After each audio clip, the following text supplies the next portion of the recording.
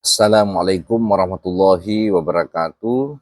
Om Swastiastu, Namo Buddhaya, Salam, Salam Rahayu, Salam Kebajikan. Kembali bersama saya Dr. Umar Ali, pengampu channel Klinik Rohani Wasilah Naks. Dengan channel ini kita bersama-sama memiliki visi untuk sehat spiritual, sehat rohani, selamat dunia dan akhirat. Kembali dalam channel ini kami melanjutkan dan mengeksplor lebih jauh terkait tentang transformasi fitrah kesadaran.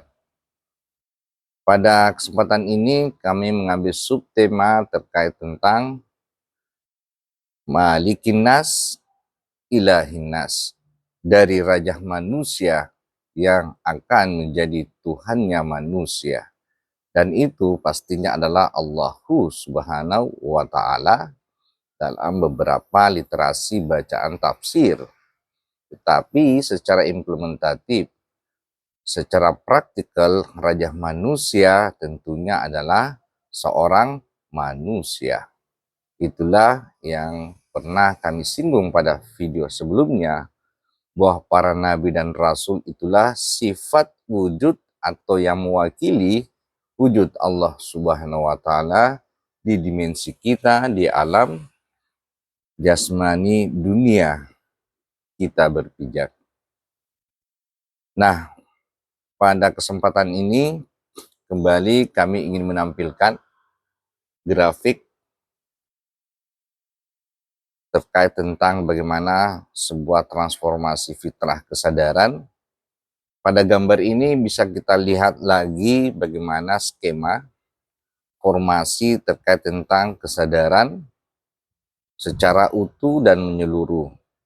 Nah, pada grafik ini bisa kita lihat bahwa ada grafik secara vertikal maupun secara horizontal, dan kemudian ada grafik menuju button up ke bawah.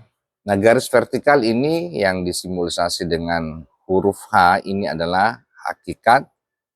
Kemudian secara vertikal ada tarekat, dan kemudian sumbu ke bawah adalah ada S syariat. Nah, pada dasarnya hakikat ini atau yang disebut sebagai fitrah ini yang mengatur, mengarus utamakan terkait tentang hubungan kepada Allah Subhanahu wa Ta'ala. Dan kemudian pada sumbu ke bawah grafik ini yang mewakili sumbu S syariat adalah hubungan antar sesama manusia. Jadi sangat berbeda ketika grafik syariat itu hanya bertumpu pada ilmu keagamaan yang sifatnya syariat, yang sifatnya hanya untuk mengatur tata cara ibadah secara zahir maupun secara interpersonal antar manusia. Inilah fungsinya ada yang disebut dengan syariat agama atau hukum-hukum agama, ya, seperti kita kenal dengan agama Islam, ya, yang mewakili merek Islam sebagai sumbu grafik syariat, maupun agama-agama yang lain, semua memiliki tata hukum, tata cara mengatur hubungan antar manusia maupun terkait tentang tata cara pengaturan secara personal jasmani zahiriyah manusia. Sangat berbeda ketika kita berbicara pada dimensi vertikal, itu adalah dimensi akhirat atau yang disebut dengan dimensi ruhani. Jadi ketika berhubungan kepada Allah Subhanahu wa Ta'ala, kita ya fokus pada garis vertikal hakikat sebagai fitrah kesadaran yang disebut dengan kesadaran rohani. Nah, pada skema ini sangat kelihatan bahwa sumber ke atas hakikat itu yang mengatur tentang bab ilmu al-ihsan atau ihsan. Secara vertikal ada tarekat, ini yang mengatur tentang rukun iman, dan kemudian sumber ke bawah yang mengatur tentang rukun syariat. Nah, dari subtema ini terkait tentang Malikin Nas Ilahin Nas, ini sangat erat terkait tentang bagaimana kita memasuki dimensi akhirat kesadaran rohani sebagai era transformasi kesadaran baru manusia di penghujung akhir zaman. Ini kita fokus pada bab ihsan. Nah, maka kita kenal juga adalah tentang apa ihsan itu sendiri. Kita sudah banyak mempelajari rukun Islam, kemudian rukun iman, tapi sangat jarang ketika para pendakwah berseru bersama-sama, mari semuanya meningkatkan iman dan Islam. Tapi sangat jarang yang mengingatkan kembali terkait tentang meningkatkan ihsan. Inilah fitrah. Nah, fitrah itu sendiri hampir ya di seluruh peribadatan agama kita kenal dalam Islam itu di saat hari raya Idul Fitri. Inilah sebenarnya seruan fitrah, kembali kepada kesadaran fitrah atau kesadaran rohani. Habis setelah puasa Ramadan, kita masuk ke hari raya Idul Fitri, ya. Secara hakikat itu adalah seruan kita untuk kembali kepada kesadaran rohani, karena visi tujuan kita sebagai khalifah adalah kembali di kehadirat Allahu Subhanahu wa Ta'ala. Inilah disebutkan setiap ada orang wafat meninggal, inna lillahi wa inna ilaihi raji'un. Baik, kita kembali ke bab ihsan. Dalam sebuah hadis, ihsan itu disebutkan ada dua rukun ya, anta'budallah ka'annaka tarahu. Nah, menyembah Allah itu dengan ihsan itu seolah-olah atau seakan-akan menyembah Allah. Maka tadi ketika kita berbicara secara dimensional bahwa dunia itu di baliknya ada akhirat, jasmani ada di baliknya, rohani ada di balik jasmani, begitupun akhirat ada di balik dunia ini. Nah, bagaimana mungkin ya ketika kita melakukan peribadatan, amalan, zikir, sholat, dan lain-lain, kiblat ya rohani kita itu sama sekali tidak menggunakan sistem atau metodologi rohani yang disebut sebagai bab ilmu ihsan. Maka dalam grafik ini bisa kita lihat ya hanya satu jalan, yaitu harus melalui metodologi agama yang grafik vertikal ini disebut dengan tarekatullah. Nah, ini sangat berbeda sistem dan metodologinya. Pada grafik ini akan bisa kita lihat bahwa memasuki dimensi akhirat atau kesadaran rohani, fitrah kesadaran, inilah yang disebut dengan dimensi kodim, atau dalam ilmu ilmiah saat ini kita kenal dengan kesadaran kuantum, karena ini kita memasuki dimensi gelombang.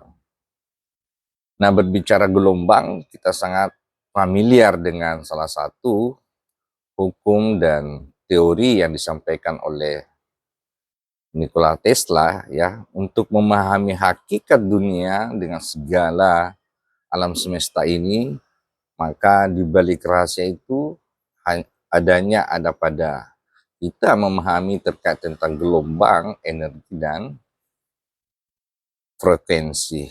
Nah, begitu pula ketika memasuki dimensi kodim, dimensi rohani akhirat, atau dimensi dimensi gelombang, itu berarti kita bertumpu pada dimensi kuantum. Kita berbicara terkait tentang frekuensi, gelombang, dan energi. Maka di balik bab ilmu ihsan inilah harus ya rukunnya adalah seakan-akan seolah-olah berarti ada kiblat rohani yang harus membawa frekuensi dan gelombangnya. Kalau tidak, maka kita akan mentok pada alam dunia ini yang harusnya kita naik secara vertikal dengan menggandeng metodologi tarekatullah. Jadi pada dasarnya kalau manusia menjalankan mempraktekkan agama ini tanpa metodologi tarekatullah, maka dipastikan semua amalan zikir ya secara amalia maupun secara ilmiah ini tidak ada kiblat ya, kiblat Tuhaninya, maka gelombangnya akan mentok di batas alam dunia sebagaimana dalam surah Ar-Rahman 33. Memasuki alam akhirat kita harus menggunakan frekuensi dan gelombang yang menggandeng sultan atau kekuasaan atau potensi ilahiyah. Inilah yang dalam praktek tarekatullah adalah sistem robita. Kita harus mencari seorang manusia, itulah yang disebut dalam subtema ini adalah Malikin Nas, rajanya manusia, ya, seorang manusia yang membawa gelombang ilahinas Tuhan, gelombang Tuhan, frekuensi Tuhan, itulah yang dibawa seorang manusia yang kita kenal seorang nabi dan rasul. Nah, persoalannya adalah di saat ini, right now, siapakah manusia, nabi dan rasul yang setelah khotam di penghujung akhir zaman sekarang ini? Maka kita harus mencari sang raja manusia itu. Itulah yang digambarkan oleh Rasulullah adalah al-ulama warasatil anbiya. Secara spesifik disebutkan dalam surah Al-Kahfi 17, dia adalah wali yang mursyidah. Nah sebaliknya, ketika kita tidak bertemu gelombang frekuensi manusia yang membawa gelombang frekuensi ini, maka mau tidak mau tadi disebutkan secara amalia ilmiah kita akan mentok di batas limit dunia, yang dimana kita lihat pada gambar ini, kalau tidak ada tarekatullah, sistem frekuensi gelombang yang kita gunakan di dalam setiap peribadatan kita, maka yang akan menarik secara hukum ilmiah amalia adalah nafsu manusia itu sendiri. Bisa kita lihat pada ayat yang sangat menarik terkait tentang nafsu, ada di surah Al-Jasiyah 23 dan Al-Furqan 43. Allah secara gamblang menyampaikan bahwa wahai seluruh manusia, maukah engkau akan melihat yang menjadikan nafsu sebagai Tuhannya. Jadi ilah, Tuhan itu disederajatkan, disejajarkan dengan nafsu manusia itu sendiri ketika dia tidak menggandeng yang namanya dimensi rohani atau gelombang frekuensi ketuhanan. Nah, ada ilahinas, ada raja di balik itu ada raja manusia yang membawa frekuensi gelombangnya. Sebaliknya tanpa itu, maka itulah yang disebutkan sebagai frekuensi nafsu, gelombang nafsu yang akan membuat manusia akan semakin jauh dari Allah Subhanahu wa taala. Bisa kita lihat pada grafik ini ya. Kalau kita tidak memasuki dimensi yang menggandeng frekuensi gelombang ilahi, maka yang menarik turun secara grafik adalah nafsu kita sendiri.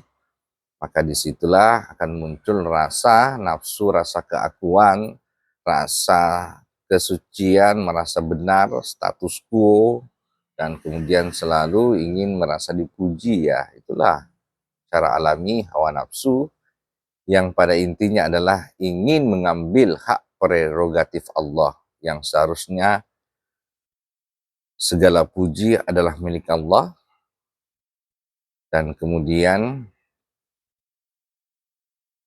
tidak ada kekuatan selain dari kekuatan Allah Subhanahu wa taala. Itulah rasa keakuan kekuasaan, dan kemudian